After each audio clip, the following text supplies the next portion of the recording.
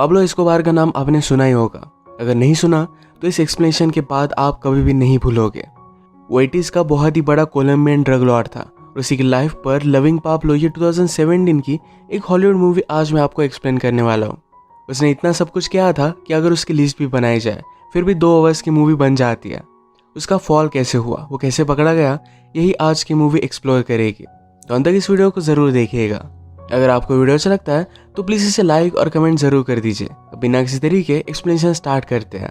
हमारी movie start होती है और ये सारी स्टोरी हमें एक जर्नलिस्ट जिसका नाम था वर्जीनिया ये बता रही थी।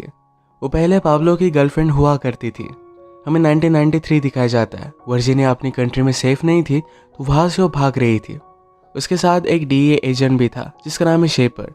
ये हमारा और एक मेन कैरेक्टर है। वो सब फिर अमेरिका आए और उसे होटल में रखा जाता है। पाब्लो के खिलाफ वर्जीनिया सब गवाही देने वाली थी। उसने जो भी किया था ये सारी चीज़ों के बारे में उन्हें बताने वाली थी। इसी वजह से वो अनसेफ थी। उसे प्रोटेक्ट किया जा रहा था। वर्जीनिया का सर बहुत ही ज़्यादा दुख रहा था तो एस्प्रिन मांगती है, पर DEA एजेंट ने उसे कहा कि यहाँ पर aspirin as a drug treat किया जाता है, इस वजह से तुम्हें नहीं मिल सकता। इस पर वर्जीनिया बहुत हंसी। उसने कहा कि अगर ये बात पाब्लो सुनता तो पहले हंसता और उसके बाद आप सबको मार डालता। और इसी के साथ अपना पास्ट बताना स्टार्ट करती है। अब मूवी में हमें 1981 का पीरियड दिखाया जाता है। पाब्लो अपने बहुत ही शानदार से घर पर राइड कर रहा था। उसका एक आदमी हॉर्स से टकरा गया तो तकलीफ में था तो उसे वो मार डालते हैं। इसके बाद घर में हमें पाब्लो की वाइफ दिखाई जाती है जिसका नाम है मरिया। मरिया स्विमिंग पूल के बाहर देख रही थी। उसका बच्चा पाब्लो के आदमी के साथ खेल रहा है। उसे बात सही नहीं लगती। वो पाब्लो से कहती है कि मैंने तुम्हें बहुत बार बताया कि अपनी फैमिली और बिजनेस को अलग अलग रखा करो। पाब्लो उससे माफ़ी मांगता है पर फिर भी आज रात पार्टी थी जिसके लिए रेडी हो रहा था। वो घर से बाहर निकला। उसने एक पेनी स्विमिंग पूल में डाली। अपने बेटे को उसे ढूंढने के लिए कहा। उसका बेटा अब कुछ भी नहीं सुनेगा तो अपने आदमी उसे वो बात करता है। एस्कोबार ने कुछ एजेंट्स को मारा था। उसकी कुछ फाइल्स थी, उसे बर्न करने का काम वो अपने आदमियों को देता है। इसके लिए कितने भी पैसे लगे ये सारा कुछ वो फंड करने के लिए रेडी था। इसके बाद हम वर्जीनिया को उसके पास आता देख सकते हैं। वो एक जर्नलिस्ट थी तो उसका आज इंटरव्यू लेने के लिए आई हुई थी। वो बाहर आते ही पाब्लो के आदमियों के गन्स वगैरह देखकर बहुत ही डर जाती है। पाब्लो भी उसे लेने के लिए आया हुआ था पर उसे लगा कि उसका वो सर्वेंट है तो कहती है कितने सारे गन्स यहाँ क्यों है, तुमने मुझे डरा दिया। इस तरीके से किसी को भी वेलकम नहीं करते। पाब्लो ने कहा कि एनिमल्स के लिए है। घर जाते वक्त सारे एरिया की उन्हें इन्फॉर्मेशन देता है। रात में पाब्लो की शानदार पार्टी वर्जीनिया ने अटेंड की। जब पाब्लो का आदमी उसे पाब्लो को दिखाने के लिए लेकर गया तो सरप्राइज थी। पाब्लो से कहता है तुम टीवी से रियल लाइफ में और भी ज़्यादा ब्यूटीफुल लगती हो। वर्जीनिया ने कहा कि तुम्हारे पास्ट को लेकर बहुत सारी बातें चल रही है। पाब्लो कहता है कि पास्ट को लेकर हमें क्या करना है, फ्यूचर के बारे में हमें सोचना चाहिए। मैं गरीबों के लिए 2000 घर बनवाने वाला हूँ, इसके बारे में तुम्हें मुझसे क्वेश्चंस पूछने चाहिए। वर्जीनिया को पाब्लो के सारे इलीगल बिजनेस के बारे में पता था पर पाब्लो उसे एक जगह पर लेकर आया। वहाँ पर वर्जीनिया ने सारे गरीब बच्चों को देखा। उनके लिए पाब्लो एक घर बनाने वाला है तो बात उसे बहुत ही अच्छी लगती है। वहीं से वर्जीनिया ने डिसाइड कर लिया था कि उसे कुछ भी फर्क नहीं पड़ता कि किस तरीके से पाब्लो अपने पैसे कमाता है, उन्हें यूज़ कैसे करता है ये इम्पोर्टेंट है। नेक्स्ट सीन में ये दोनों एक डेट पर आए। पाब्लो को वर्जीनिया का हंसना बहुत ही पसंद था। उसे पूछता है क्या तुम्हारी शादी हुई है। वर्जीनिया कहती कि चॉइस से नहीं। वो अपने हस्बैंड से डिवोर्स लेना चाहती है पर उसे डिवोर्स दे नहीं रहा। पाब्लो ने कहा कि मैं तुम्हारी हेल्प कर सकता हूँ। इसके बाद वर्जीनिया के डॉक्टर हस्बैंड को बीच ऑपरेशन से उठवाकर ज़बरदस्ती डिवोर्स पेपर पर साइन करवाए जाते हैं। वर्जीनिया का शो चल रहा था तभी उसे ये न्यूज़ मिली। इसी डिवोर्स को सेलिब्रेट करने के लिए पाब्लो और वो एक प्राइवेट आइलैंड पर आते हैं। ये दोनों इंटीमेट हुए। उसके बाद ही पाब्लो रेडी होने लग गया था। एक्चुअल में यहाँ आने का रीज़न कुछ अलग ही था। कंट्री के सारे माफिया यहाँ पर आए हुए थे। अब आगे का बिजनेस किस तरीके से करना है, कौन सा एरिया किसका होगा, इसकी सारी प्लानिंग उन्होंने आज बनाई। वर्जीनिया कहती है कि आज मैं इतने डेंजरस लोगों में थी पर फिर भी उसे बहुत ही सेफ लग रहा था। और इसके बाद हमें 1982 दिखाया जाता है। किस तरीके से पाब्लो के ट्रक्स अमेरिका में आया करते थे ये हमें अब पता चलेगा। रोड के बीच में एक आदमी ने ट्रक खड़ा कर दिया। उसके बाद ऊपर से एरोप्लेन आया और वो हाईवे पर लैंड करता है। नीचे ऑलरेडी पाब्लो के आदमी वेट कर रहे थे। ये जल्दी से वहाँ पर पहुँचते और सारा सामान लेकर आते हैं। यही सब करते हुए कुछ सामान नीचे गिर गया था और पुलिस को इसके बारे में पता चल जाता है। एक बहुत बड़ा इशू बन गया था। प्रेसिडेंट को लगता है इससे सारी यूथ खराब हो जाएगी। इसके खिलाफ वो स्ट्रिक्ट एक्शन लेने वाले थे। इन सब चीज़ों को कंट्रोल करने के लिए एजेंट शेपर्ड को हायर किया गया। उसे कहते हैं हम एक्स्ट्राडिशन ट्रीटी को क्रिएट करने वाले हैं, जिससे अमेरिकन एजेंट से पाब्लो को अमेरिका में अरेस्ट कर यहाँ पर लेकर आ सकते हैं और उसे यहीं पर सज़ा होगी। ऐसा करना उस वक्त इलीगल था, पर फिर भी ये ट्रीटी को क्रिएट करने वाले थे। इसके बारे में जब पाब्लो को पता चलता है तो इसे लेकर वो मीटिंग लेता है। उसने कहा कि अगर एक्चुअल में हुआ तो वो सब बहुत ही ज़्यादा ट्रबल में आ जाएंगे। इसके खिलाफ उन्हें फ़ाइट करनी पड़ेगी, पर ये फाइट उन्हें इनसाइड से करनी है। मतलब अगर वो गवर्नमेंट का हिस्सा बन पाए तो बहुत ही बेस्ट चीज़ होगी। पहले तो उसे सब लोग मना कर रहे थे, पर पाब्लो ने कहा कि अगर पॉलिटिक्स में जीतना है तो सबसे इम्पॉर्टेंट है पैसे। हमारे पास वो बहुत ज़्यादा है। इसके बाद हर एक पॉलिटिशियन को बहुत सारे पैसे देने लग गए। अगर 2 पार्टीज खड़ी है तो दोनों पार्टीज को प्रोवाइड करते थे, यानी कि कोई भी जीते उन्हीं की सरकार आएगी। सुबह पॉलिटिशियंस के लिए पार्टी चलती थी और रात में स्मगलिंग। पाब्लो आजकल जो भी कर रहा था ये सब उसकी वाइफ को अच्छा नहीं लगता। वो कहती है कि हमें और कितनी चीज़ें चाहिए, हमारे पास पैसे है, सब कुछ है, यह सब इनफ नहीं है। पाब्लो कहता है कि मुझे रिस्पेक्ट चाहिए, मेरा बेटा मुझ पर प्राउड होना चाहिए। पाब्लो की वाइफ नाराज़ थी क्योंकि उसे पाब्लो और वर्जीनिया के बारे में पता चल गया था। पाब्लो से प्रॉमिस करता है कि वर्जीनिया के साथ वो कोई भी रिलेशनशिप नहीं रखेगा। ये उसका सरासर झूठ था। इसके बाद पाब्लो बहुत ही अच्छे से इलेक्शन लड़ा। उसे एज ए गवर्नमेंट रिप्रेजेंटेटिव चुना जाता है। वो जब फर्स्ट टाइम असेंबली में आया तो बिना टाई के आया था, तो इस बात पर उसे रोक लिया जाता है। वर्जीनिया कहती कि यही हमारी कंट्री है जहाँ पर लोग क्या करते हैं इससे कोई भी फ़र्क नहीं पड़ता, उन्होंने टाई पहना है या नहीं ये ज़्यादा मैटर करता है।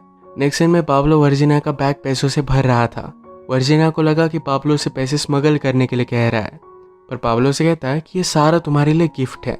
वो इस बात से बहुत ही खुश हो गई थी। अब 1983 आ गया था। उसने अपनी लाइफस्टाइल को मेंटेन किया था और पाब्लो उसके लिए बहुत अच्छे अच्छे गिफ्ट्स ला कर देता। एक दिन पाब्लो अपने बेटे को ड्रग्स दिखाकर कहता है कभी भी इन्हें ट्राई मत करना, कोई तुम्हें कितना भी फोर्स करे पर तुम कभी भी इसे टच मत करना, हम सिर्फ इसे सेल करते हैं। एक दिन वर्जीनिया से मिलने के लिए एजेंट शेपर्ड पहुंचता है। उसे पाब्लो के ऑपरेशन के बारे में बताने के लिए कह रहा था, पर वर्जीनिया उसे कुछ भी बताएगी नहीं। उसे कहती है तुम्हारी गवर्नमेंट इस इशू में इसलिए इंटरेस्ट ले रही है कि तुम्हारी कंट्री से सारा पैसा हमारी कंट्री में आ रहा है। तुम्हारी कंट्री में बाकी माफिया भी है, उसमें गवर्नमेंट को कोई भी इंटरेस्ट नहीं। वो फिर वहाँ से चली गई। वर्जीनिया फिर से पाब्लो से मिलने के लिए आई हुई थी, पर आज पाब्लो फिर से असेंबली में गया हुआ है। उसे अभी अभी जो पोस्ट मिली थी इसी को लेकर एक मिनिस्टर ने उसे रिव्यू पर डाला हुआ था। उसका सीट उससे छीन लिया जा सकता है।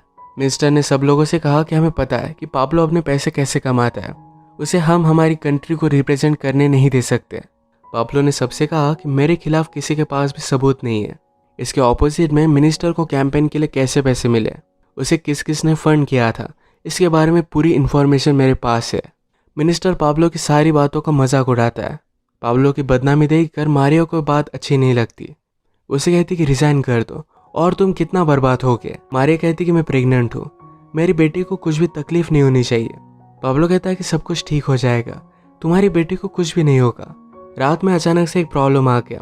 पाब्लो ने 2 पुलिस ऑफिसर को मारा था, इसकी फाइल बाहर निकल आई थी और इसी के बारे में पेपर में लिखा गया था।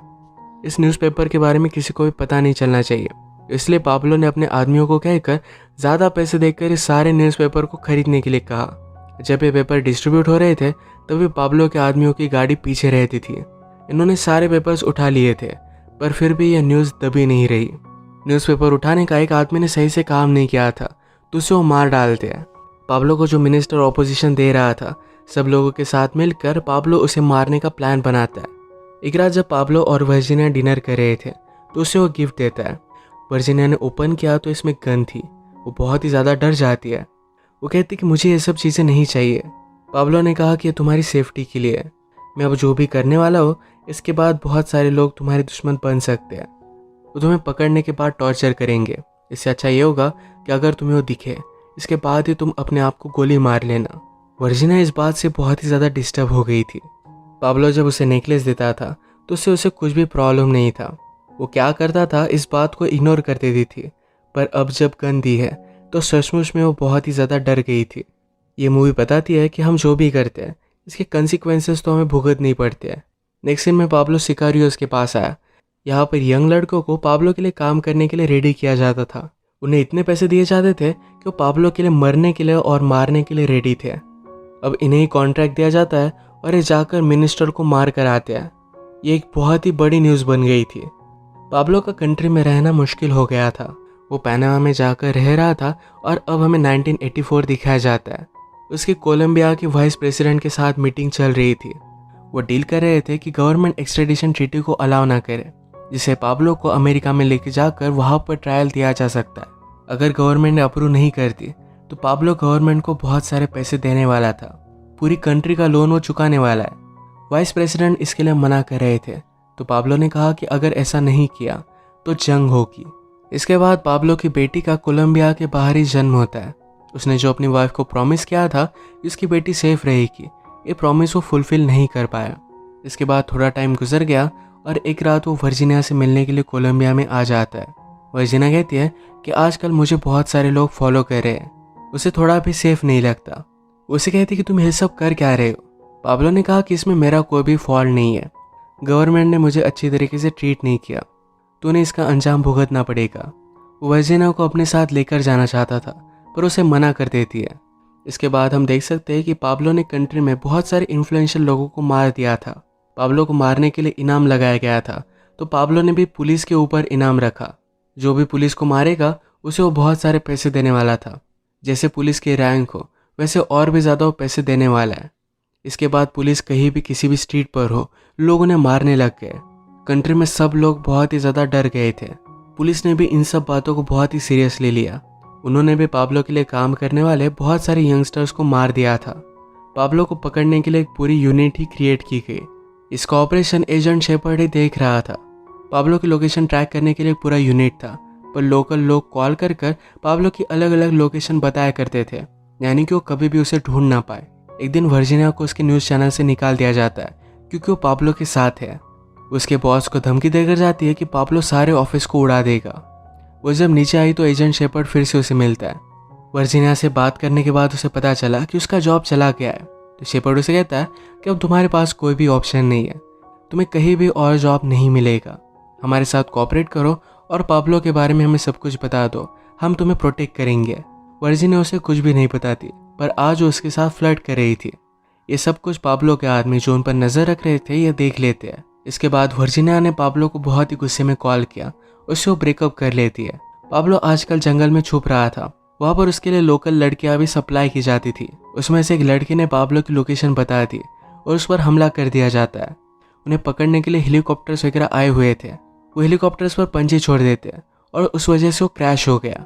पाब्लो के जो भी मेन आदमी थे इन सबको एक एक कर कर मार दिया जाता है। पाब्लो ने भी एक रेडियो स्टेशन को यूज कर कर पूरी कंट्री को धमकी थी। आरजे उसे पूछता है कि क्या तुम सचमुच में पाब्लो हो। तो पाब्लो ने कहा कि मैं बात कंफर्म कर सकता हूँ, आज रात तुम्हारे स्टेशन और तुम्हारी फैमिली को सबको मैं उड़ा दूंगा। आरजे भी उसे बहुत डर गया था। इसके बाद पाब्लो ने कंट्री में हर जगह पर बॉम्ब स्फोट किए।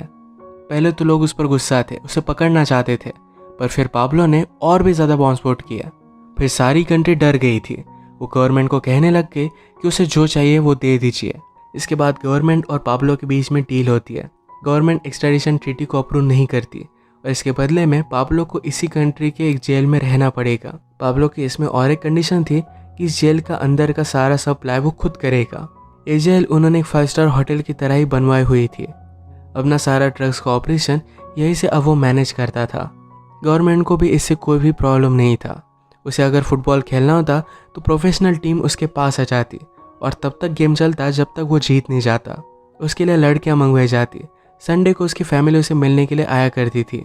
एक दिन उसकी बेटी उसे पूछती है, आप हमारे साथ घर पर क्यों नहीं रहते। मदर बहुत रोती है।